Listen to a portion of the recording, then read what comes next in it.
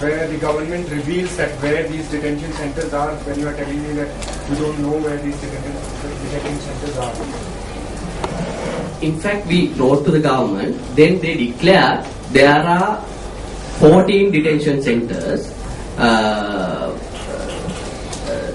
especially under the police and the army. So we went to these detention centers, but we could gather information only in respect of 655 detainees.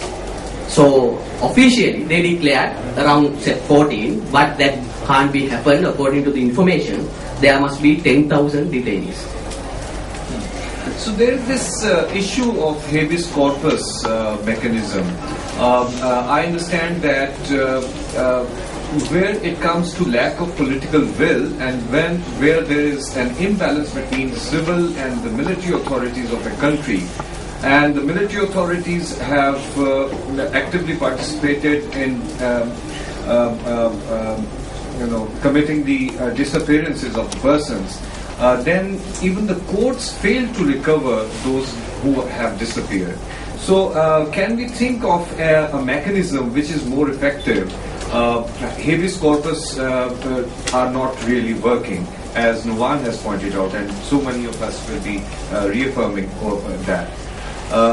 So this is a point which we need to ponder about. And could there be any other mechanisms? Could there be perhaps, could we think about new legislative framework on disappearances? There is a convention, the United Nations Convention on Enforced Disappearances. So I think we need to also consider that option. Any other questions? There was a hand. Yeah, please. Your good name? I'm Selva from Petralis. Regarding the fishermen community that is on the between India and Sri Lanka border, we few years back had come to know that there, as you said about the white van, there's another ship that is in the coastal area which does not have any number or any of the flags of the country, and they're being shooting around. They're shooting the fishermen and of both the sides. But since we were doing the fact finding in India, we just want to know if something of this sort has been come to your notice in your country, or something which you will be doing in your country regarding the fishermen community. So this is not strictly a question about disappearances as such, but it is disappearances because it is sort of because we don't know where the people are right now. So whether they are shot and or they are taken away, or they are shot and dead. Yeah, we don't know. Enforced disappearance. Yes, you're forced. Yeah. Thank you. I'm extremely sorry because I am unaware about this issue. Because I'm extremely sorry because as Rajin said in the morning, this issue is coming time to time regarding this fisherman issue. So both states are trying to diplomatically settle these issues, but still there is no concrete solution for this. But regarding that particular incident, I'm extremely sorry, I'm unaware, and I must say there are no any litigation in respect of that. In Jaffna courts, I think my friend is representing Jaffna. In Jaffna courts, there are some cases filed in respect of this issue. I wonder whether he can...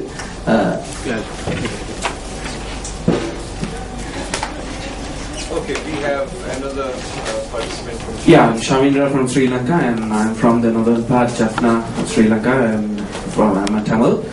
Regarding this issue, there are several cases came for Jaffna courts. I mean, there are 5 district courts and magistrate courts are there, and 3 courts are dealing with this, especially regarding these cases. And there is a system they have. When the police or even the Navy arrest the Indian fishermen, and when they produce them to the magistrate, immediately he sent a report to the Attorney General of Sri Lanka. Then, with the concern of the both governments, I mean like Indian High Commissioner, they will verify whether this certain person is from India, and after that they will decide whether they are going to have a litigation against that person, or it's a minor offence, and they might send him back. And I can tell you, not only recently, this has been started, say about 3-4 years ago. And the main problem is that due to the situation in Sri Lanka, the political situation, only very few magistrates are bold enough to take these kind of actions.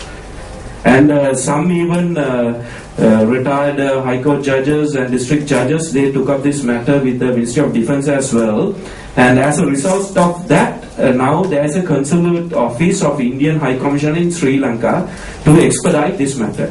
So I think in the future also there will be some more magistrates to, because what they want is they don't want to keep the Indian fishermen there in Sri Lanka. They want to send them as soon as possible, because there is a big link with South Indians and Jaffna people, all are Tamils. So the magistrate normally they don't want to keep them in the prison. So they do this mechanism and they try to send them off as soon as possible. Thank you, Shavendra. As far as the fisher folk are concerned, I think we need to have a regional mechanism to deal with the issues of foreign prisoners. It seems to me that the framework which has been developed at the United Nations level, where we have model legislation for the exchange of prisoners and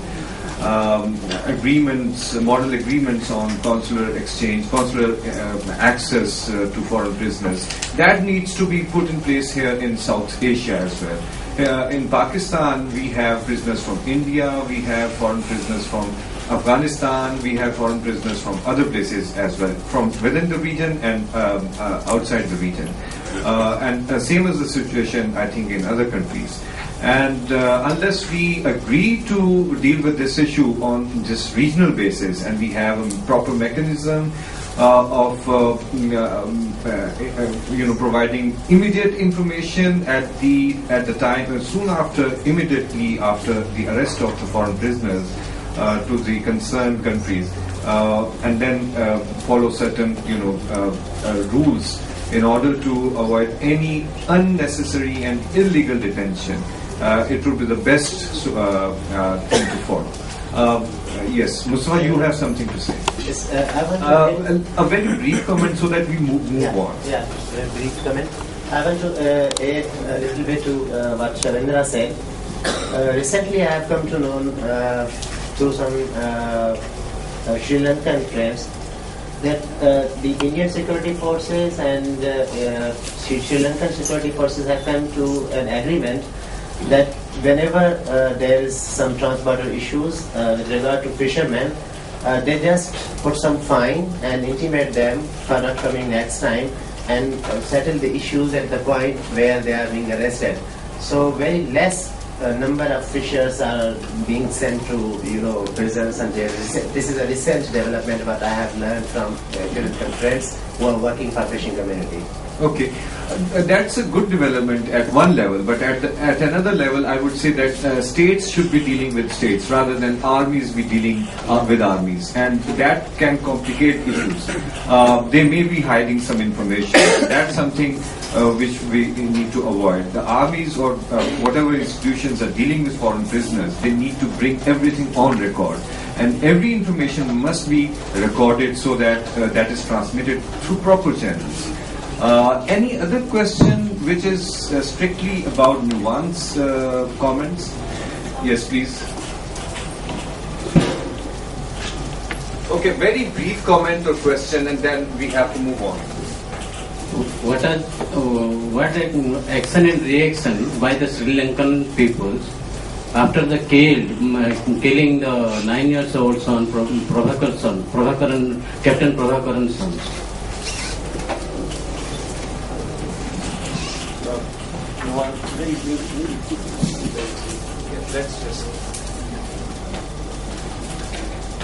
Yes, sir. Now, on the part of the government, their answer was, during the war, they cannot find who are the at the last stage of the war. They couldn't find who are the terrorists and who are the boys and who are the innocent people, and as a result of that, only these things are happened. So I understand as human rights activities, we cannot justify that. But the only issue is, in the Sri Lankan level, we as lawyers and human rights activities took all the steps to take notice and to give justice for all these extrajudiciary killings and all these killings. But the issue is still, as I said earlier, still we are in a difficulty to conduct litigation, because if we are conducting a litigation, still within the framework we have to do that. Now, if the petitioner is there, if he want to challenge these killings, we are always prepared to give assistance and file cases. But by way of a public interest litigation, it is very difficult to raise these issues before court in Sri Lanka, because yesterday also I said, as a concept, Sri Lankan courts are not still accepting public interest litigation as part of our law. So by way of a public interest litigation only, we can give some kind of justice for all these killings. But still, there is no good background support from the courts and the lawyers regarding some issues like that. One last question or comment. I have a question. My understanding is that a lot of the judges in Sri Lanka are disproportionately Sinhalese. A lot of them are complicit in a lot of the atrocities that happened. So I'm curious if that is the case, or maybe it's not. How do the courts, when you are able to get all this evidence, and I understand that's difficult to get, but when you are able to bring these family disappearances cases, how do the courts generally treat them? So I must tell this at the beginning. Now, on the last year, the previous Chief Justice was impeached by the government. So the reason, the main reason for that, according to our will, she has given some judgments against the state. She has given some progressive judgment. Earlier she was pro-government, but subsequently she was deviated from that thinking, and she had given some progressive judgments. Thereafter, government immediately took step to impeach her. So I am of the view we can't expect independent judiciary in Sri Lanka anymore, because we have most experience. There were several incidents I can explain you. The judiciary is now almost a part of the government. Therefore, we cannot expect justice only from the judiciary without pressurizing them by way of strong wings of the people. I think one aspect was that the Sri Lankan judiciary is heavily dominated, or it's entirely packed with Sinhalese. And that perhaps makes an impact on how they adjudicate matters being brought before them. So if there is a disappearance case of a Tamil, maybe the judiciary wouldn't be so sympathetic toward the case. So such is also the case in Pakistan, where the Supreme Court of Pakistan is heavily dominated by Punjabis. There is not a single Baloch judge